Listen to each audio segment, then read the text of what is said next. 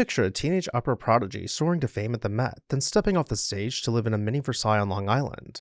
This is the remarkable true story of Patrice Munsel, the Princess Pat of the opera world, and her opulent Gold Coast mansion known as Haut Bois.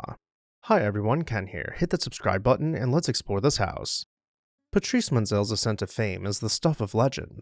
Born in 1925 in Spokane, Washington, she rocketed into the spotlight as a teenager.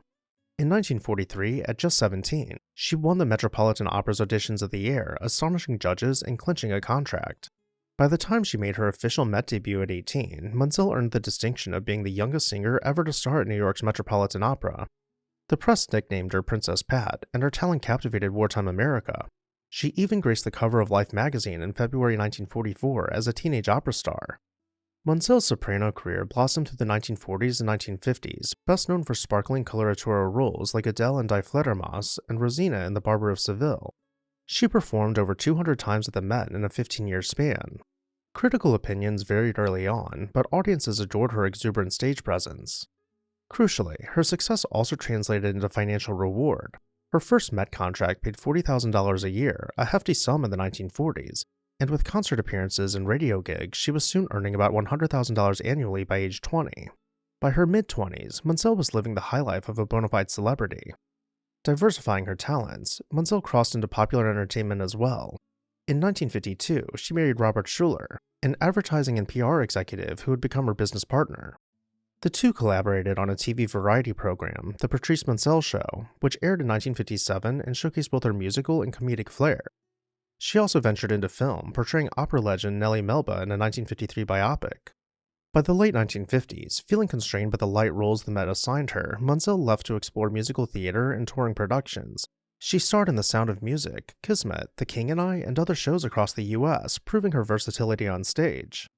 All of this fame and hard work brought Patrice Munsel considerable wealth and a taste of high society.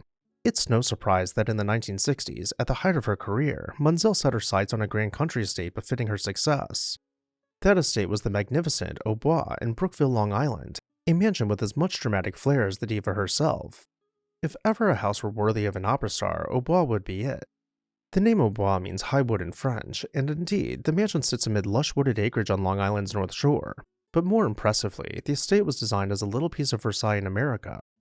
Built in 1916 for real estate tycoon Walter E. Maynard, Haut Bois was the creation of noted architect Odkin Codman Jr. Codman drew inspiration from Louis XIV's hunting lodge of Versailles, which would later expand into the famed palace. In Haut Bois, he recreated that French Renaissance style, a grand, symmetrical chateau-esque manner of brick and stucco, with tall chimneys and a slate mansard roof evoking 17th century France. The interiors and grounds were equally steeped in European luxury. Maynard spared no expense importing authentic details, including antique wood paneling from a French chateau, to lend the home an old-world pedigree.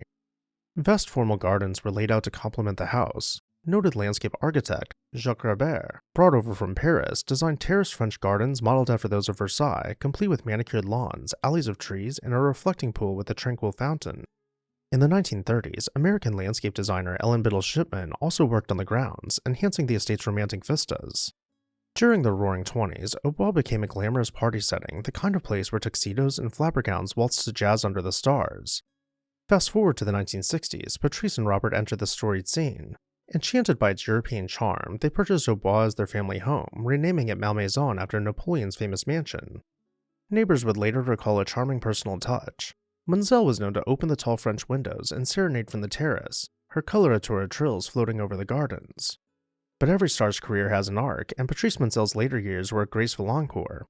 After moving on from the Met, Munsel remained active in entertainment for decades. Even as rock and roll and television reshaped American culture, Munsel kept classical music in the public eye with frequent TV appearances, from the Bell Telephone Hour to quiz shows. In an era when opera stars rarely ventured beyond the concert stage, Munsel was truly a multifaceted entertainer. As the 1980s approached, she gradually stepped out of the spotlight. She formally retired from the opera stage in 1981, though she continued to sing in select concerts and operettas for a time. Ever adaptable, she remained involved in musical theater and cabaret into the 1990s, and did not set down the microphone until 2008, an impressively long career spanning over 6 decades. She enjoyed her golden years in the Adirondacks, where she passed away in 2016 at the age of 91. Just like its famous owner, the mansion of Haut Bois saw its own twists and turns with time. Backing up a bit, in 1975, Haut Bois was acquired by a businessman named John L. Maddox Jr., and with that sale, the name Malmaison quietly fell out of use, reverting to the historic Haut Bois. Unfortunately, the grand old house suffered under subsequent ownership. Maintenance of such a vast chateau is no small feat, and over the next 2 decades, Haut Bois declined into near ruinous condition.